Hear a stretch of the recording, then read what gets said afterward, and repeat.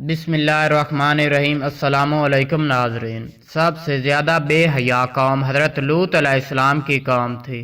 یہ عورتوں کو چھوڑ کر مردوں میں دلچسپی رکھتے تھے، خاص کر مسافروں میں سے کوئی خوبصورت لڑکا ہوتا یہ لوگ اسے اپنا شکار بنا لیتے۔ تلمود میں لکھا ہے کہ اہل سدوم اپنی روزمرہ زندگی میں سخت ظالم، دھوکے باز اور بدکار لوگ تھے۔ کوئی مسافر ان کے علاقے سے باخریت نہیں گزر سکتا تھا۔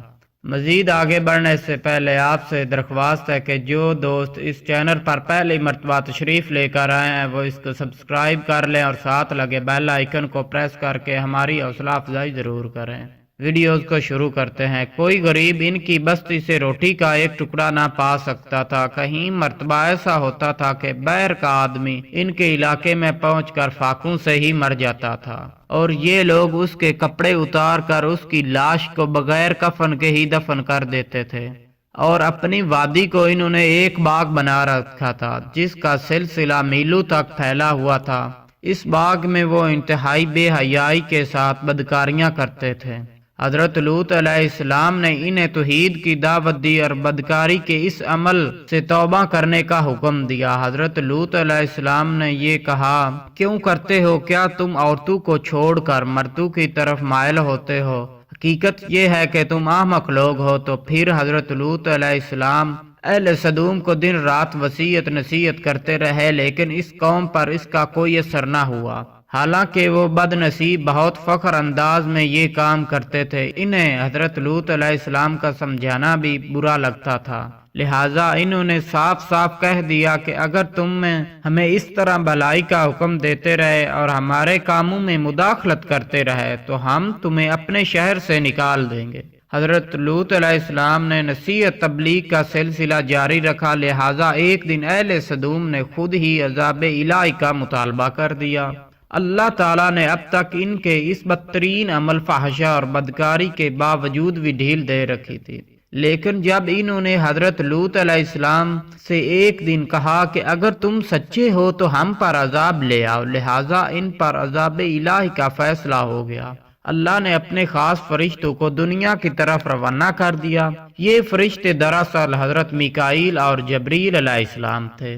پھر یہ فرشتے حضرت لوط علیہ السلام کے گھر تشریف لے آئے۔ حضرت لوط علیہ السلام نے جب ان خوبصورت نوعمر لڑکوں کو دیکھا تو سخت گھبراہٹ اور پریشانی میں مبتلا ہو گئے۔ انہیں یہ خطرہ محسوس ہونے لگا کہ اگر ان کی قوم کے لوگوں نے انہیں دیکھ لیا تو نہ جانے وہ ان کے ساتھ کیا سلوک کریں گے۔ حضرت لوط علیہ السلام کی بیوی اس نے آپ پر ایمان نہیں لایا تھا، وہ دراصل منافق تھی، وہ کافروں کے ساتھ تھی، لہٰذا اس نے جا کر اہل سدوم کو یہ خبر دی کہ حضرت لوط علیہ السلام کے گھر دو نوجوان لڑکے مہمان ٹھہرے ہوئے ہیں۔ یہ سن کر بستی والے دوڑتے ہوئے حضرت لوط علیہ السلام کے گھر پہنچے۔ حضرت لوط نے کہا کہ یہ خوبصورت میری قوم کی لڑکیاں ہیں، یہ تمہارے لیے جائز ہیں اور پاک ہیں، اللہ سے ڈرو، مجھے میرے مہمانوں کے سامنے رسوا نہ کرو۔ کیا تم میں سے کوئی بھی شائستہ آدمی نہیں ہے؟ حضرت لوط علیہ السلام کی بات کو سن کر یہ لوگ بولے کہ تم بخوبی واقف ہو کہ ہم تمہاری بیٹیوں سے کوئی حاجت نہیں، اور جو ہماری اصل چاہت ہے اس سے بخوبی تم واقف ہو۔ قوم لوط کے اس شرمسار جواب سے اندازہ لگایا جا سکتا ہے کہ وہ فعل بد میں کس حد تک مبتلا تھے۔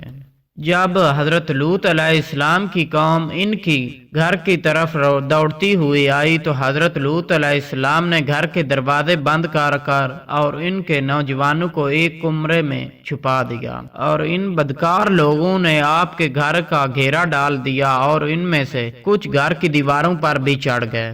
حضرت لوط علیہ السلام نے اپنے مہمانوں کی عزت کے خیال سے بہت زیادہ گھبرائے ہوئے تھے۔ فرشتے یہ سب منظر دیکھ رہے تھے۔ جب انہوں نے حضرت لوط علیہ السلام کی بے بسی اور پریشانی کا یہ عالم دیکھا تو یہ حقیقت سے پردہ اٹھا دیا اور یوں فرمایا، اے لوط، ہم تمہارے رب کی طرف بھیجے ہوئے فرشتے ہیں، یہ لوگ ہرگز تم تک نہیں پہنچ سکیں گے، ابھی کچھ رات باقی ہے، اپنے گھر والوں کو لے کر چل دو اور تم میں سے کوئی شخص پیچھے مڑ کر نہ دیکھے، ورنہ وہ بھی عذاب الہی کا حصہ بن جائے گا۔